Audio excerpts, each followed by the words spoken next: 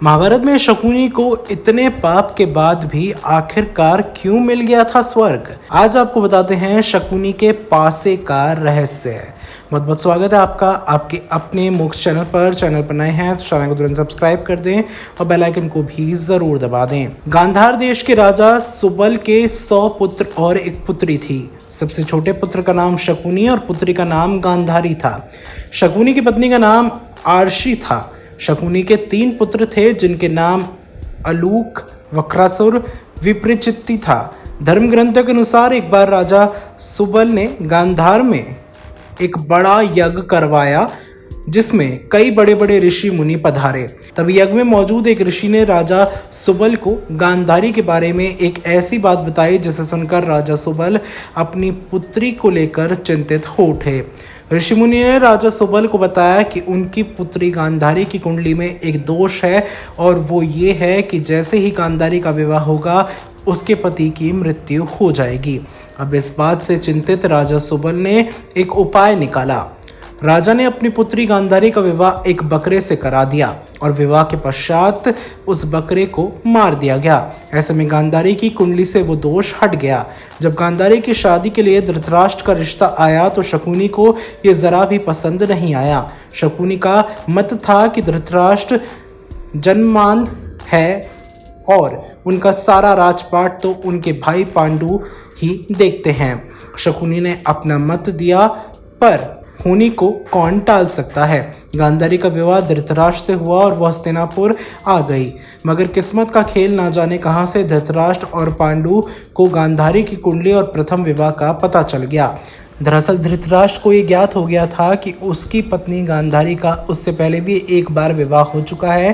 धृतराष्ट्र को इस विश्वासघात से इतना क्रोध आया कि उसने गांधार के संपूर्ण राज परिवार को बंदी बना लिया और उन्हें एक दिन का खाना केवल एक मुट्ठी अनाज ही दिया जाता था जो कि एक व्यक्ति के लिए भी पूरा ना था। हाँ, मगर उस एक मुट्ठी अनाज से किसी एक व्यक्ति की जान जरूर बच सकती थी। अब राजा सुबल ने तय किया था कि जो एक दिन का अनाज आ रहा है उसे किसी एक व्यक्ति को ही खाने को दिया जाएगा ताकि उसके वंश से कोई एक तो जीवित बच सके। मगर वो इस अनाज को देने के लिए किसे चुने। इसके लिए राजा सुबल ने बंदीगृह में मौजूद उसके पूरे परिवार को एक कार्य सौंपा। राजा सुबल ने अपने परिवार को एक हड्डी दी और एक धागा दिया और एक एक कर सभी को बोला कि इस धागे को बिना छुए एक छोर से दूसरे छोर तक लेकर जाओ। इस कार्य में सभी विफल रहे मगर शकुनी ने ये कर दिखाया।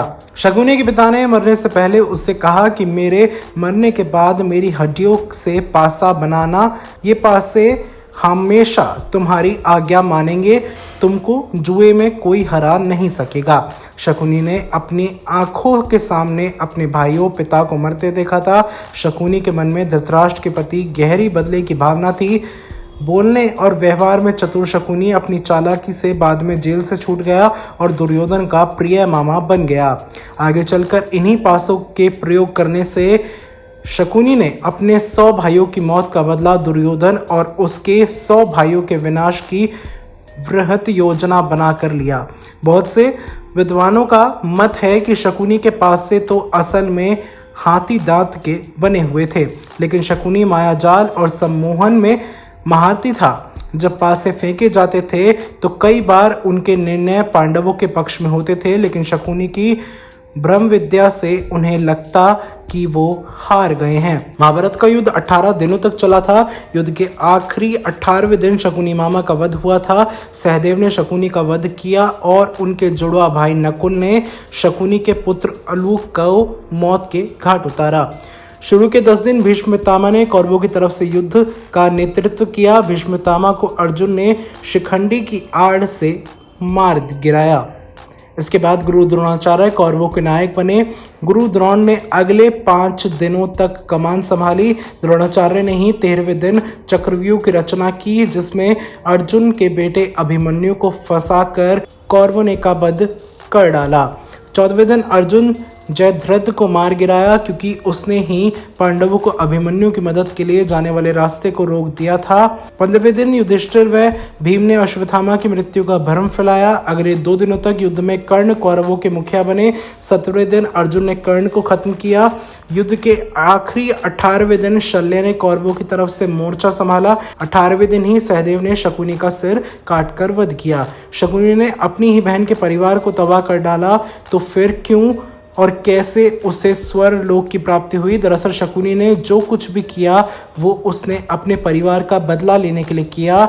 उसने ये बुरे कर्म अपने परिवार के साथ हुए अन्याय का प्रतिशोध लेने के लिए किए और इसी कारण मृत्यु के पश्चात शकुनी को स्वर्ग लोक की प्राप्ति हुई थी। खबर के अंत में आपको यही कहना चाहेंगे कि जो भी जानकारी हमने आपको दी है ऑनलाइन मौजूद वेबसाइट्स और इंटरनेट पर मिली हुई जानकारी के आधार पर दी है। मोक्ष चैनल इसकी कोई भी पुष्टि नहीं करता है।